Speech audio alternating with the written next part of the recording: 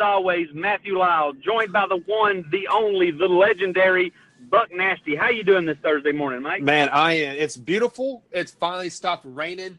It's a little hazy outside, but I'm looking forward to Saturday, man. Looking forward to Saturday's big game. Yeah, it got bigger. I mean, fair to say, it got bigger. It was a must-win before. It's so as I talked on Tuesday night, the post-game show. This doesn't really affect this game. I mean, obviously we can't afford to lose this game, but if we want to offset what everything me and Mike's been talking about, we have to win the at Knoxville game. And for those who maybe been under a rock or maybe you're not even Kentucky fans, what we're alluding to, Tuesday night, 73-71 loss at Rupp to LSU. Mike, what was your thoughts? Yeah, well, my first thoughts were, I rewatched the game again, and just because, when you're actually watching the game, you miss a lot of things. And when I started watching the game again for the second time, I was looking at I kept looking at the stands, and I see this sixth row right behind the press box, maybe 10th, maybe the 10th row, completely empty. And then they're scanning the crowd, and it's about 80% full in the first half. So my first thought was, okay, maybe we're stuck in traffic. Maybe it's an early game. People aren't used to it. But then it really started to it was about 7 minutes left in the first half. The crowd finally started getting into it, and I think we started to wake up a tad bit. So my first takeaway from the game, and in general, it took us a while to wake up, to kind of get in basketball mode. You can say, yes, we were still playing pretty okay.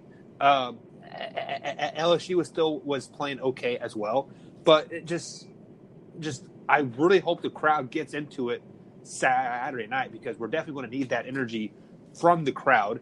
I've been kind of hard on the crowd, all year, but guys, we have a championship caliber team, and we are not showing up for a 7:00 game versus a ranked opponent. It is kind of a smack in the face, just a tad bit. Yeah, I mean, to that point, of course, we're going to be ruckus Saturday because Tennessee, and I think that's what a lot of our fans have to adapt. A lot of sports fans in general have to adapt that you can't – this isn't LSU 3 years ago, 4 years ago, 6 years ago, where they were just run-of-the-mill. This is a top 25 LSU team. This is how I want Kentucky fans to think about. Remember how teams disrespected us when we came into their stadium this year in football and we beat them? Well, that's LSU in basketball. Yeah. That's some of these teams in basketball. So you're thinking, I'm not wasting ticket money on this LSU game. Who wants to go to or Auburn? Ooh, I don't want to go to Auburn. No, LSU and Auburn are good teams. Now, LSU is going through what Auburn and Tennessee went through 2 or 3 years ago. Watch this team for over the upcoming years. It started with Ben Simmons. They had some pesky guys last season, and now here they are. Right now, I think, what are they, a 3 seed in the tournament? That's an Elite 8 team. Yeah. You can't let the name on the front of the jersey and the history that goes with it dictate your excitement for this game. Look, I get it if we're playing a bad Southern Illinois team. I get it. But LSU, A, is a conference game. B, they play us tough. I mean, you look at some of the best teams we've had. They beat us 2014. They beat us 2015. If I'm not mistaken, I think they played with us pretty darn good. The 2012 team in the SEC championship, we only beat them by 6. And that was the national championship team. Yeah, definitely. So to your point, I think a lot of fans need to stop. And just like you can no longer laugh at Kentucky football, you can no longer laugh at LSU basketball or Auburn basketball. And and I do want to hit on that topic real quick here. On the last show, was the last Thursday, I do believe, when we did our last podcast, I did say that LSU was a overrated team. And I want to take back what I said about that. They are not overrated. They are definitely a very solid third, fourth round team going into March. So they are definitely a very solid team, and I think it goes back to a conversation we had a couple of shows ago, Mike. Everybody on every team in the SEC are good basketball players. Like, that's just facts. That's how life works. There's just that many good basketball players in America.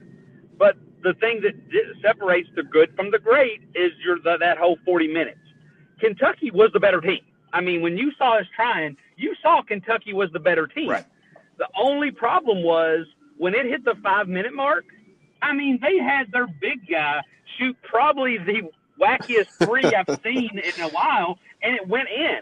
When you give teams hope, when you give teams faith, that's what you're stuck with in the final 5 minutes. When we were up 8, we didn't put them out of their misery. This isn't like Louisville's epic collapse versus Duke, where Duke was by far the better team, and then it showed the last 10 minutes. No, we were the better team. We just toyed with our food for 38 minutes, and then that last possession, or the last couple possessions, you can't turn it on.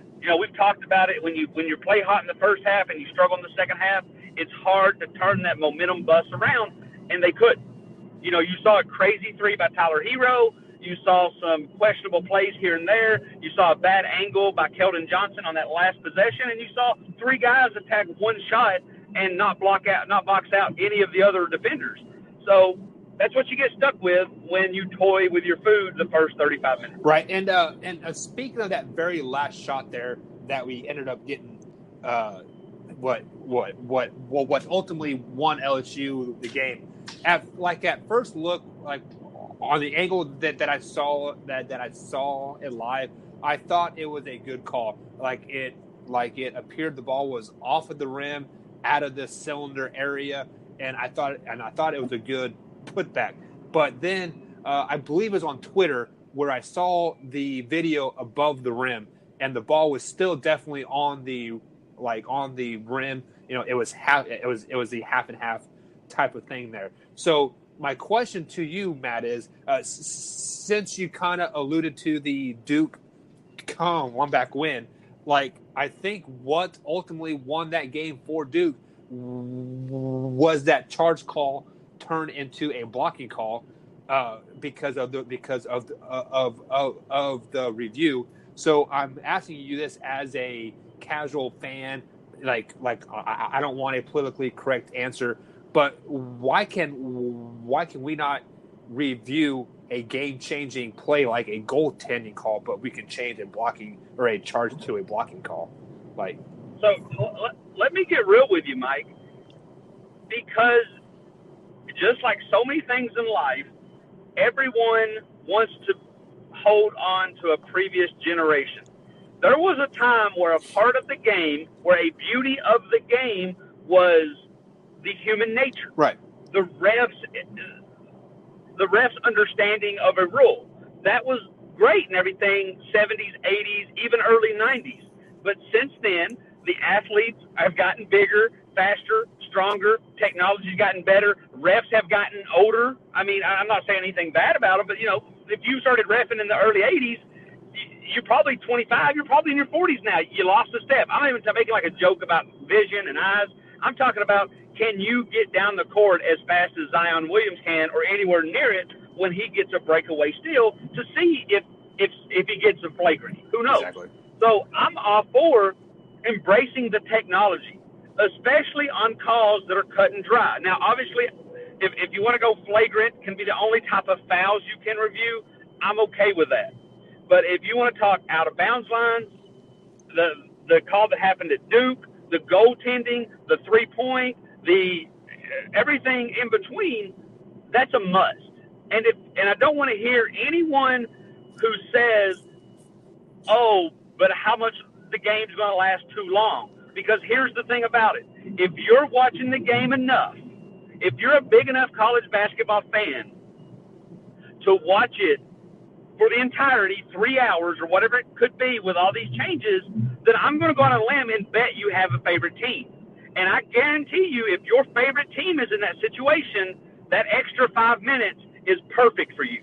You know what I'm saying? So if I'm watching Duke versus Louisville and I'm like, oh, this game's gone on forever, it needs to hurry up, then I'm going to lose that same energy when it's happening to Kentucky. So for anybody out there who says, oh, if you review all these plays, it's going to take too long. Well, really, it's not, because when you review these plays, you're getting the right play. Yeah, and you are still only reviewing in the last minute or last two. Yeah, and if you want to go NFL rule, if you want to embrace the NFL rule, allow the coach to have it, put all those plays in the final 2 minutes, and then have maybe don't have a challenge flag, but because basketball is a very, and it's, you're interacting, everybody can hear everybody. Right. Allows the coach to have a challenge request or two. So if you see it in the NBA when they want to do it, the coach will twirl his fingers in the air to talk about goaltending, and then the ref will go over and look at it. Let college players do that twice a game or once a half. Yeah. And then in the final 2 minutes of each half, you have the rules changing. And I'm okay with it being the final 2 minutes of each half, not just the final 2 minutes of the game, because we've talked about it a lot. The final 2 minutes of a half is equally as important, because that's a passionate 2 minutes. If I'm down 12 and then going into that final 2 minutes, I go into halftime down 20, or I go into halftime down 4, that whole second half has just changed. 100% agree with that. So there's no reason that we shouldn't be allowing, and I'm fine, you don't have to do every call. You don't have to do flops even. Anything that's 100% subjective, you don't have to do. But the rules where there's cut and dry, the Louisville kid, your foot's on that line, your foot can't be on that line, boom. The Kentucky game, the ball's in the cylinder. You can't touch it within the cylinder. I look at the camera. I was listening to Matt Jones and KSR, and those guys are great knowledgeable. They know people within the program. They said that, they heard from people who sit in the front row that the ref looked, because I guess all three refs came together. Two of the refs said, they didn't think it was. They all three went to the camera, and then when they was walking away at the end of the game, one ref looked at the other ref and they said, we blew that, right? Because, and you can be mad at the ref. You can play the victim. You can be like, oh, they hate Kentucky. No, that's the rule, man. Yeah, you can't review that call. I hate it for them, but what do you do when you look at that? Because can you imagine the subjectivity you would be to if you called it off and you broke your own rules as a ref? People would really be dogging Kentucky.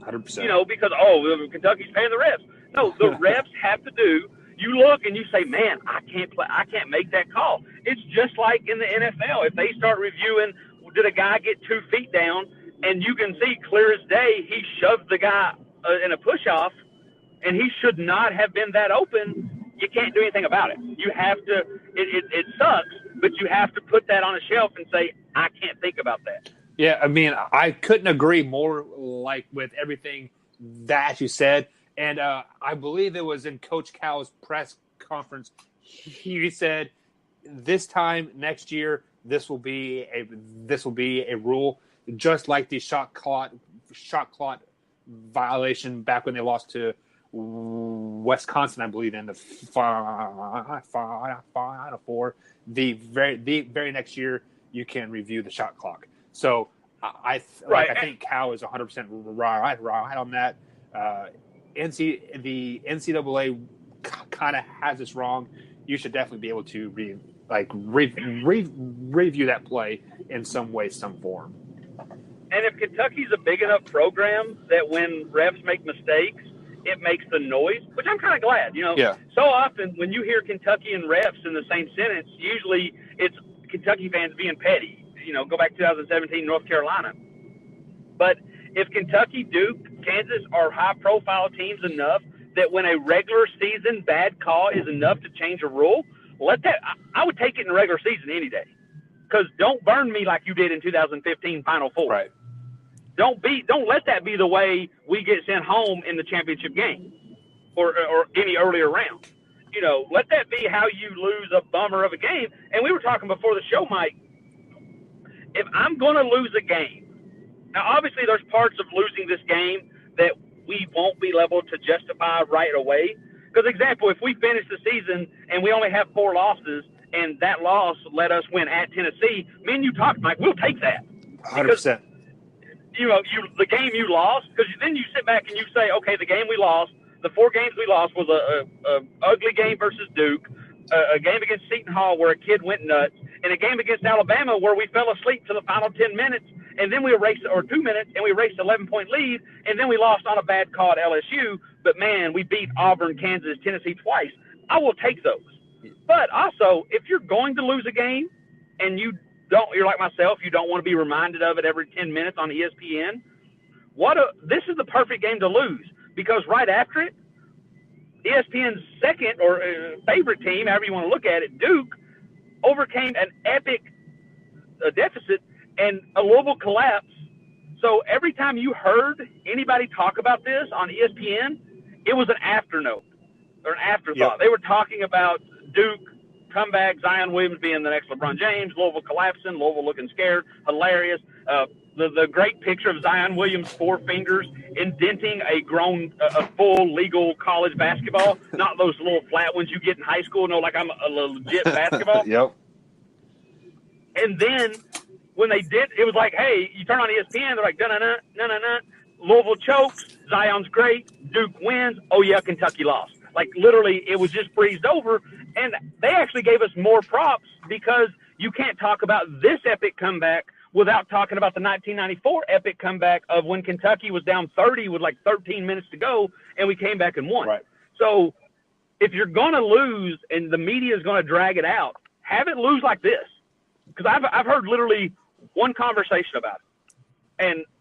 And when ESPN does talk about it, they say Kentucky lost on a bad call. So which is very, very positive going into March too. Yeah, yeah, absolutely. And that makes me think, especially if we take care of the Tennessee game, that makes me think that the committee's going to take that into consideration. The committee's going to say, yeah, you lost on a bad call. You lost on a neutral site with a great shooting guy. Mm-hmm. You lost at Alabama, and then you rolled off 10 straight wins. So if we can continue to take care of business, I'm good, right? I mean, very, very confident. Very confident. So, in that game, we saw you saw what it was going to take to be our downfall. And if we're playing a better team, which I don't know how many, I would say there's like 10 teams better than LSU, maybe 8 if we're on their best night. So, if that's the recipe on how to beat Kentucky now. You force Ashton Hagans to shoot shots. You get Reed and PJ into foul trouble.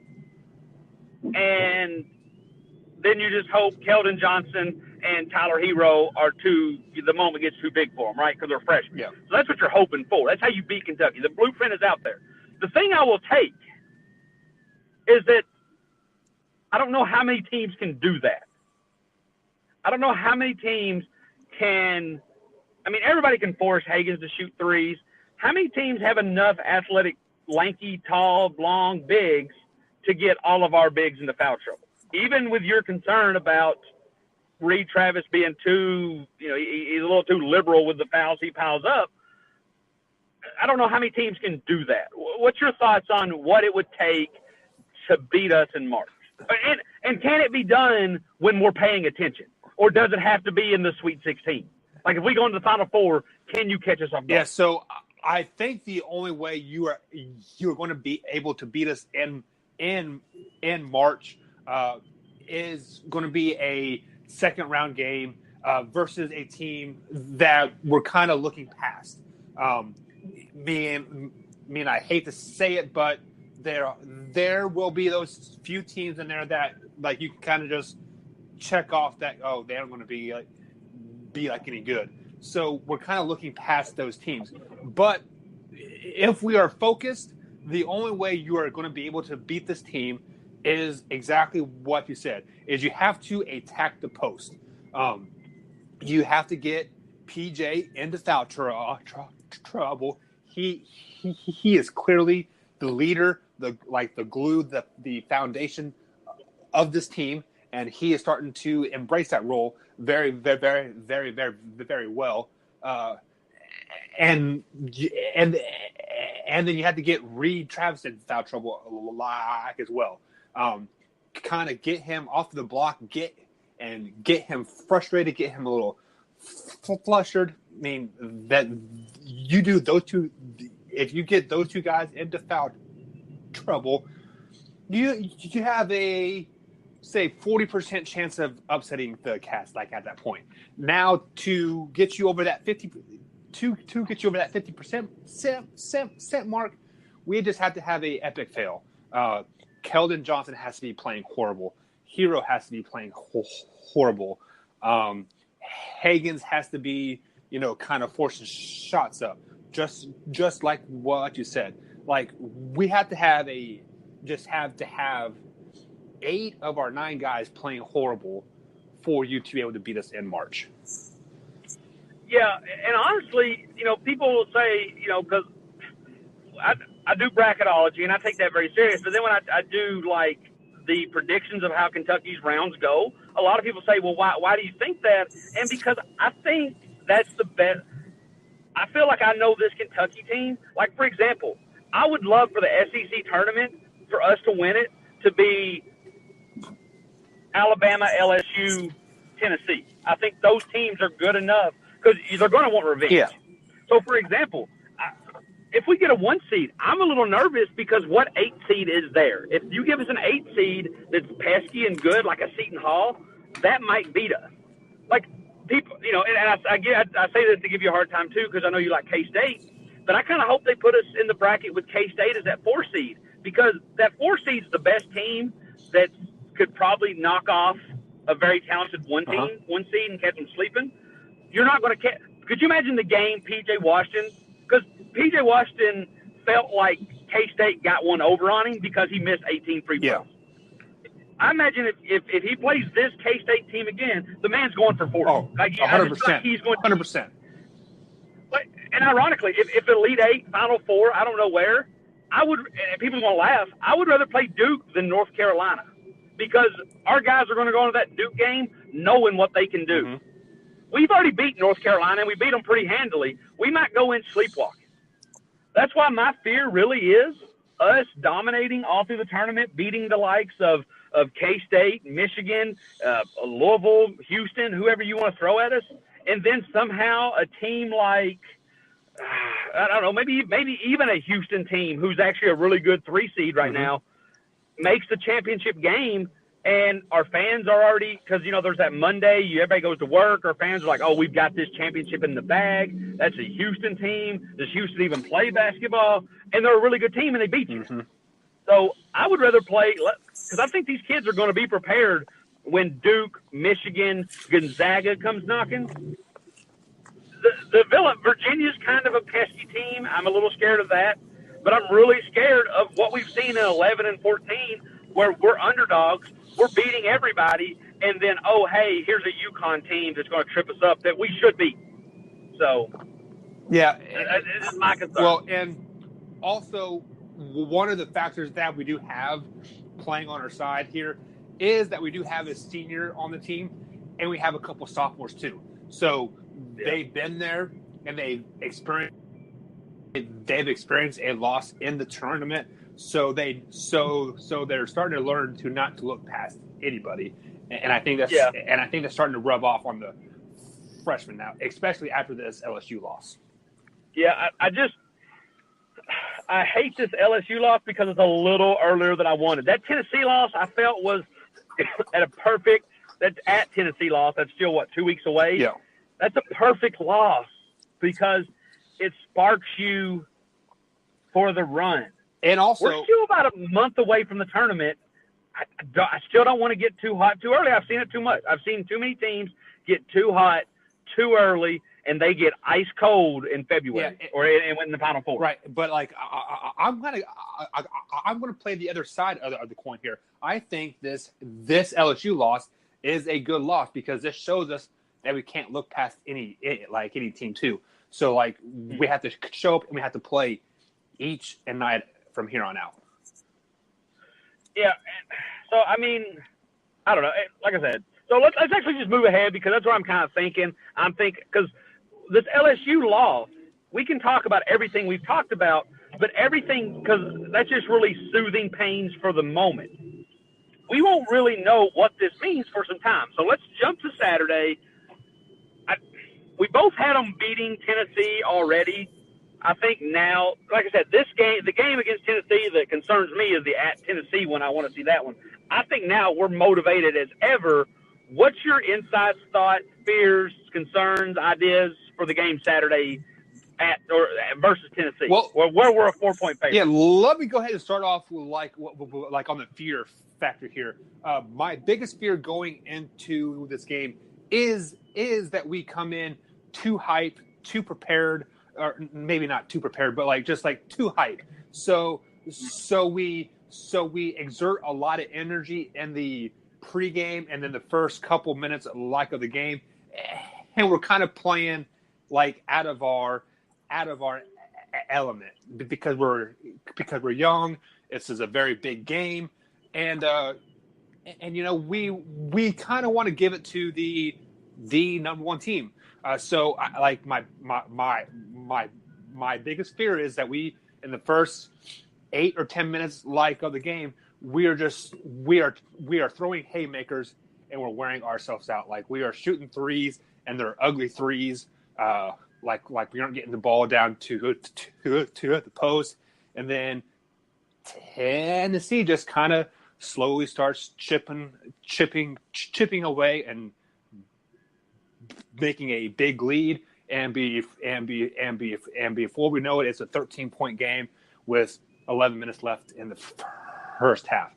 That is my biggest. Yeah. That's my biggest fear going into Saturday. Really good point there, Mike. And I want to actually take it a step even further. I actually think, let's take everything you said, except for when you got to the part where you said that they started taking crazy threes. Let's pretend for a second that they start taking great threes. P.J. Washington, let's say it's halftime. We're up 52-38. P.J. Washington's 4 for 5 from three-pointers. Tyler Herro's 3 for 3. Keldon Johnson already has 18 points. I'm not doing the math. I don't know if that's mathematically right. possible, but you get what I'm saying. And then we come out, and then P.J. misses 4 straight threes. Reed Travis airballs a 3. Tyler Herro shoots a bunch of bad shots because he's feeling hot. Keldon doesn't score another point, and you are playing a very veteran, very talented team. A 14-point deficit at halftime is nothing for them. Mm-hmm. Look, we're much better than Missouri. Missouri, at the 6-minute mark, was up 10. When they came back from the 4-minute mark, they were down 10. So, and Tennessee's got the kind of team that can get our guys in foul trouble, and we got to be careful with that. They are a very, very strong and very, very sneaky team. Absolutely. Yeah. And the thing is, too, here's where we see how this is another level of progression that doesn't show up on tape. Do you know how to sell calls? Because I have a feeling Williams and Schofield, being, what are they, seniors? Yep. They know how to sell a call. 100%. When they get a little tiny tap on the wrist in the paint, they know how to make it look like a foul, but still be in control enough to make the basket. Mm-hmm. So they're going to get the and one. Does PJ? I think Reed knows how to do that as a senior. Has PJ picked that up? Because that's one of those small things that when you're big, make you very good in the pros is the ability to draw fouls. Yeah, 100% on that. And I'm not, look, you got to learn it in college and you got to turn around and relearn it in the pros. But if you never learn it in college, you'll never learn it in the pros. So, come on. Look, I know PJ's gone after this year. You can't convince me of otherwise, really. But it's games like this where we're going to see how good PJ truly is. Yeah, we are definitely going to need our quote unquote vets to step up in this game because they have played this Tennessee team before. They know what to expect from Admiral and I believe the other guy's name is Grant as well. These are really good guys. They are both in the top 5 scoring in the SEC. They're both averaging over 17 points per game here. So, you definitely will not be able to shut them down, but we need to be able to contain them for the game and just hopefully we can go blow for blow and not try to swing for the haymaker too early. Right, I'm absolutely. So to wrap up that little segment there, give me your prediction, Mike. Give me a score, give me a spread, give me a point total, whatever you like. So I'm still going to stick with my pick. I think Cats are going to win. I think the first half is going to be really, really ugly. I'm talking like 30-24 type of half. The two teams are shooting below 25%. It is going to be a really, really ugly game. And then we come out in the second half, and both teams are like hot. We're going back and forth. Final score is going to be 76-73. Cats. I can dig it. I'm going 68-65 Cats. I couldn't have been more wrong the last two games. Luckily, we squeaked the Mississippi State win out. We did in LSU, so I'm not going to dive in too much. I think I'm just going to be a swing and a miss. Give me Cats 68-65. Final segment here, Mike. We're going to change some things up. We're not going to go with our game pick'ems. I think for the most part we're on the same page. We've kind of calibrated our expectations, and we're really just kind of pausing it right now because I think the LSU loss was a fluke. I'm not willing to say that everyone else can duplicate that, but I need to see us react. I need to see how we're going to come out against Tennessee. Yep. So what we're going to do on this final segment here, Mike, and is just off the top of your head. That's why I didn't kind of give you a heads up. Just kind of top of your head from what you've seen in the games, like the last three, Mississippi State, LSU. What do you need? We're going to go through each player, and what is one thing you need from them to be a champion caliber team? Maybe they're doing it already, but they're not doing it good enough. Maybe they just started doing it and they need to keep up. Maybe they've never done it and they need to start doing it, or maybe they've been doing it all season and they just kind of forgot. So we're going to run through.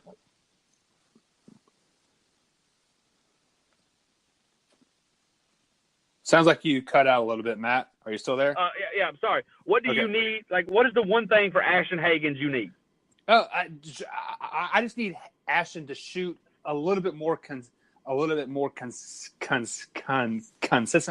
Believe it was the Mississippi State game where he hit a few threes.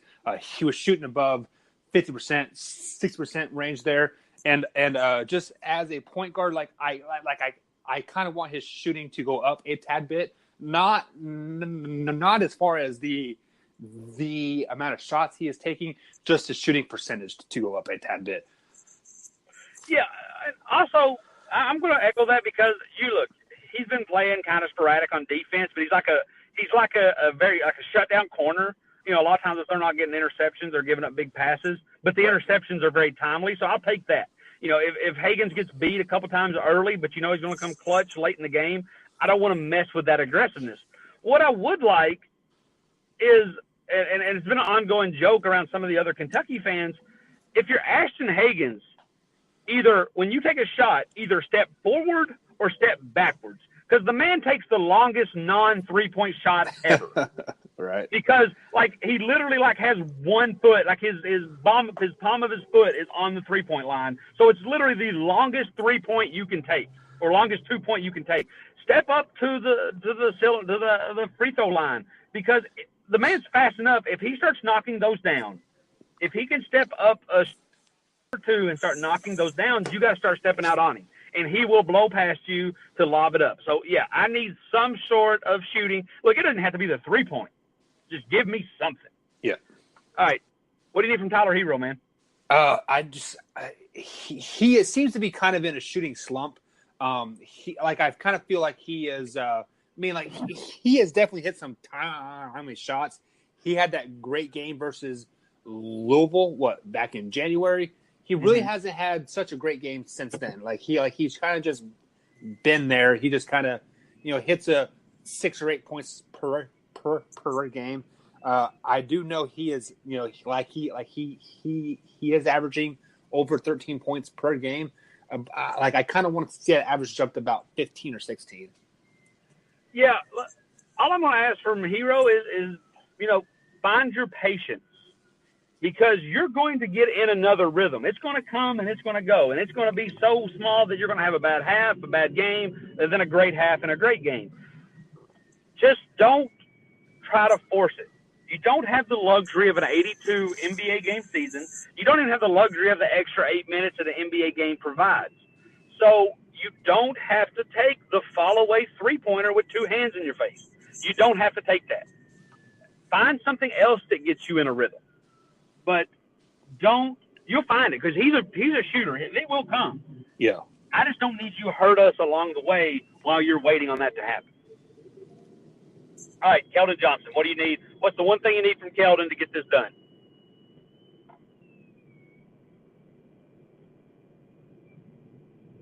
Yeah, you there, Mike? Yeah, I got a phone call, so that's my fault. Sorry about that, guys. This is live and uncut, so there you guys go perfectly. Exactly. So, tell me what you need from Keldon. What I need from Keldon is I need him to be a reliable number 2 option. Because if we just stick with PJ, which PJ is playing great, he's gotten 20 plus points in the last 11 games, I do believe, maybe 12 games now. Teams in March are going to take away PJ, so we need Keldon, our best player athletically on the court, to step up and be that number 2 guy. I feel right now he is kind of just falling back in the shadows. I mean, like, he's still averaging over 14 points per game, but he's doing it very, very quietly. I just want those 14 points to be a little bit more loudly. Yeah, I want to agree. I completely agree, and that's what I need. I just want to find a different way for creative purposes to say it. So I'm going to go with a little maturity, and I don't mean that in a negative way. I don't mean that in a way that he needs to grow up. Just because he does. The reason it looks so quiet is because I feel like he thinks he's still playing high school in the first half. So he'll go up to the rim softly. Mm-hmm. He'll go for a rebound kind of lazily. He won't really put it, he won't get good legs into a long three-point shot. So, I mean, the man's good for 2 or 3, and then he airballs a three-pointer. Like, it just happens. And then he's ready to go in the second half. So I don't want to mess with that if that's his thing. But when we get to the point of March where all 40 minutes are very important, just come out with that, or at least find the thing that gets you going. So if anything I can have, just find a way to go to the basket with a little more authority. Moving on, PJ, what do we need? He needs to keep on doing what he is doing. Exactly. Like, he's getting 20 plus points in the last 12 games here. Just keep on doing you, man. Like, don't change it. Yeah, I'm going right there.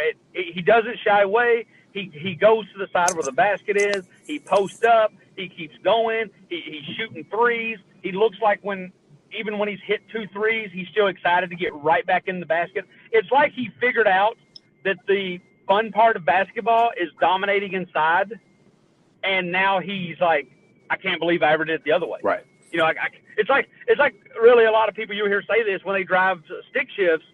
They're all like, oh, I'm scared to learn. But then when you learn, you're like, oh, this is a lot better to drive than a regular, an automatic.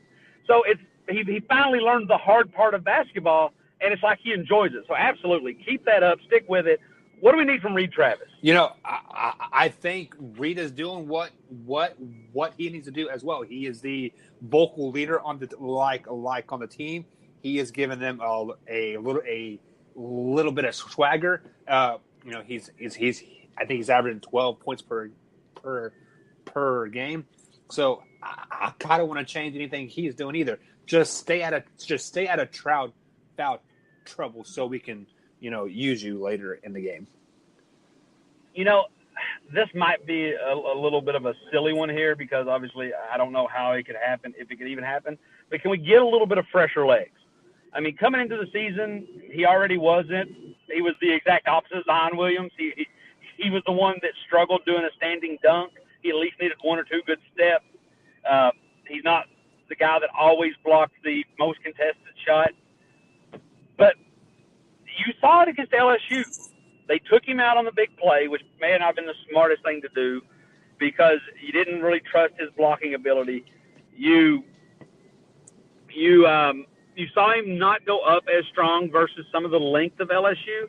So if there's a way, Reed, that you can just kind of manage the fatigue factor over the next 2 weeks and then be as fresh as possible going into March, without obviously resting or anything. You know, just kind of find a way to do it. Maybe don't go. Maybe skip leg day through the week. I don't know what you're doing, but just save those legs because you don't have the best hops ever as is.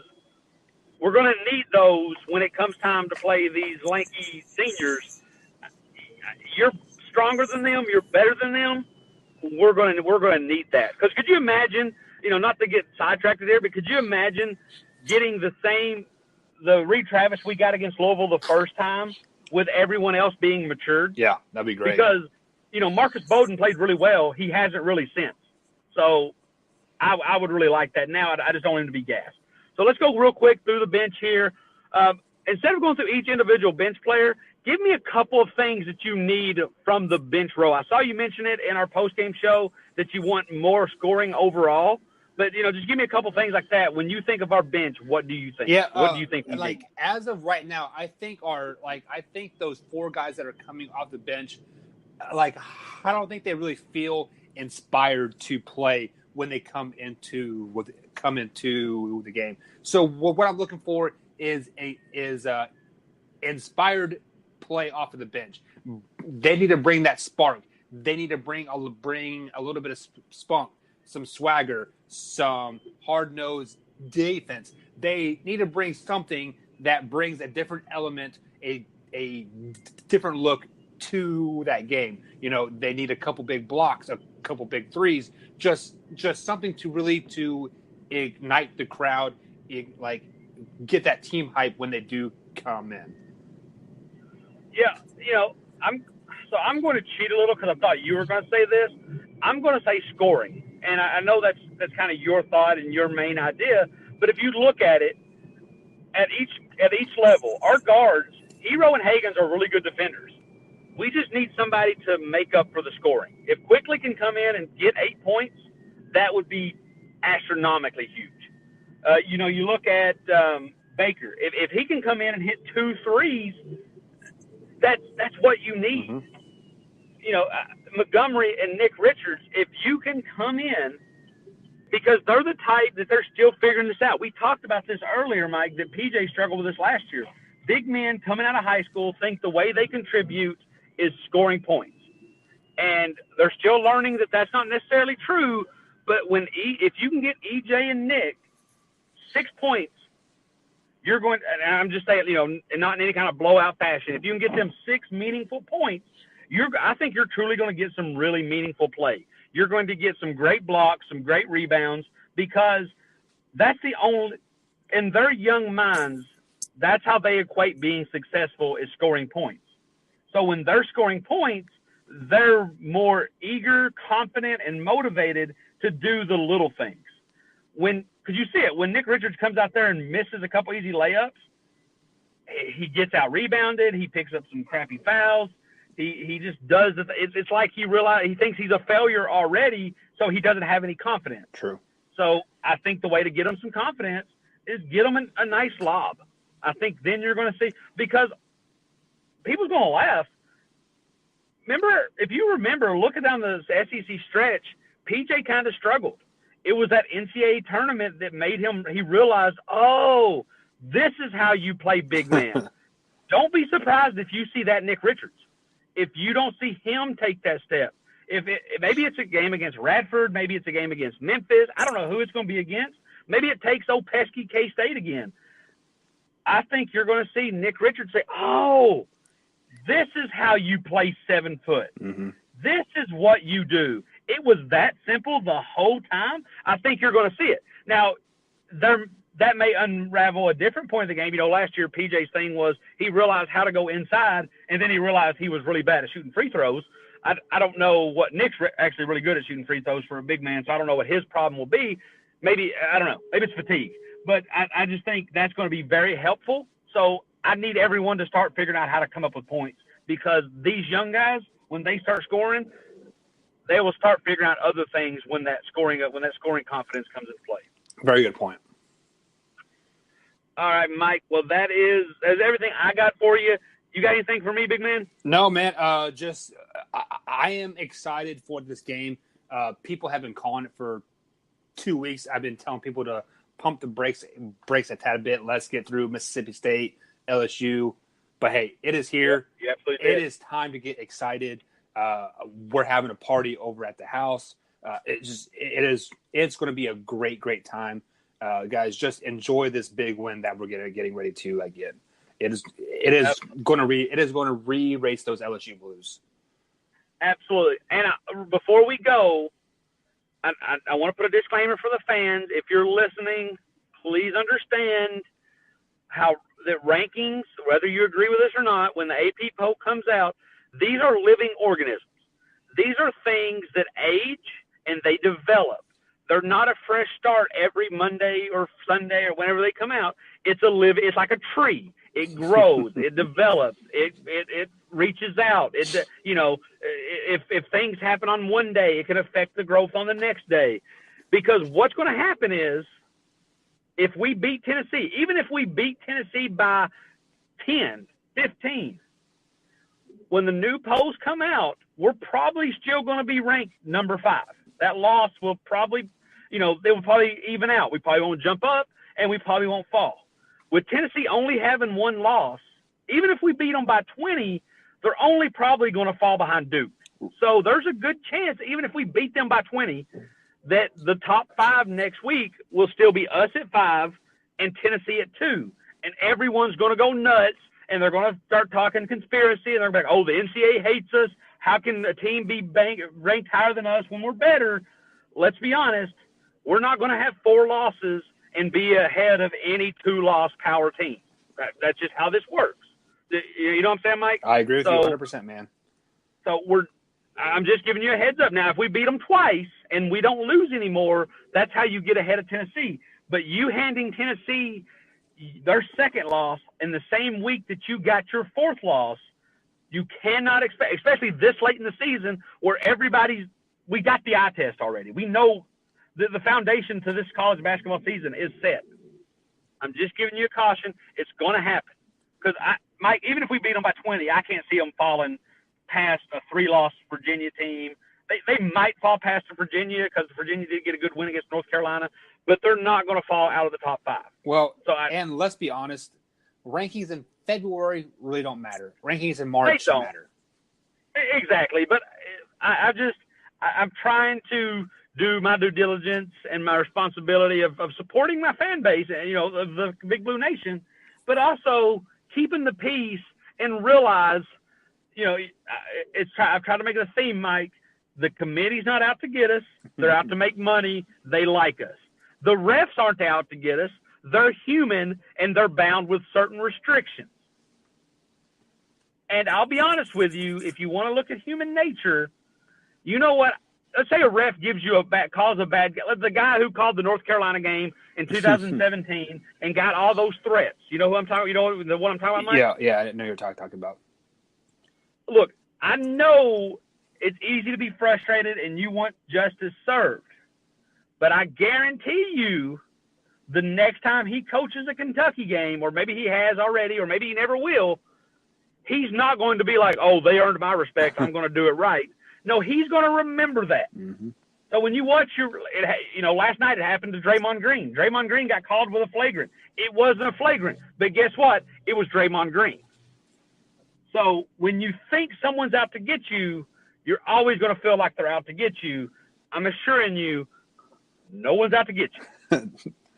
No one's here to think it. No person, no unbiased person's out to get you. Now, if you something in the Duke community, yeah, they hate us. Louisville community, they hate us. I'm just saying. Very true. They're not out to get you. If you think they are, you're going to be able to find some crazy things. Don't get caught up in that. Enjoy the season. Everybody loves Big Blue. That's my final statement. We're out. Me and Mike got them winning each by 3. Can't wait. See you next time. Go Cats.